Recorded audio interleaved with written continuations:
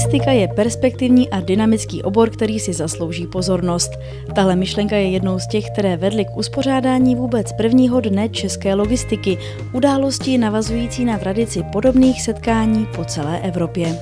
Evropská logistická asociace vyhlašuje každým rokem jeden den logistiky, který je vnímán odbornou a nejen odbornou veřejností, ale i tou laickou, že logistika je motorem ekonomického rozvoje, takže v těch zemích staré E15 tyto dny probíhají tradičně dlouhodobě a my v České republice jako Česká logistická asociace jsme se k tomu přiklonili letos poprvé a jsem rád, že jsme tak učinili, protože i ten dnešní den se vydařil.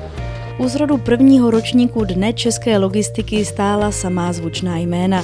Především díky velkým zkušenostem pořádající společnosti Reliant na všechny účastníky čekal unikátní program a atraktivní prostory CT Parku Prague Nord.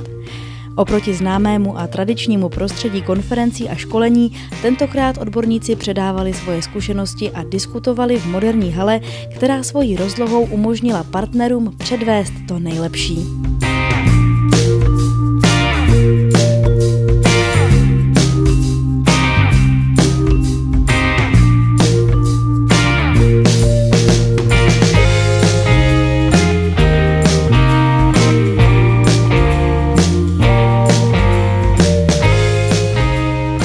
My jsme původně akci koncipovali pro 120 až 150 lidí.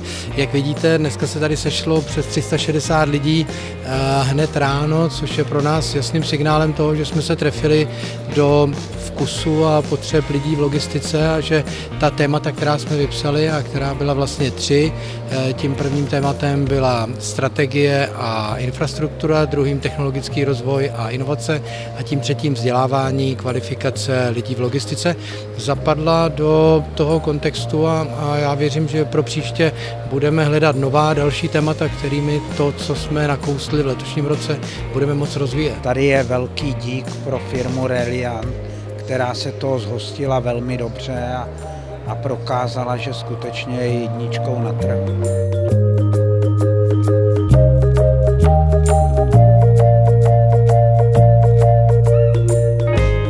Už teď je jasné, že první ročník Dne české logistiky sklidil velký úspěch. Pokud vás mrzí, že jste u jeho zrodu nemohli být, už teď si do diáře můžete zapsat 21. dubna 2016, termín dalšího Dne české logistiky.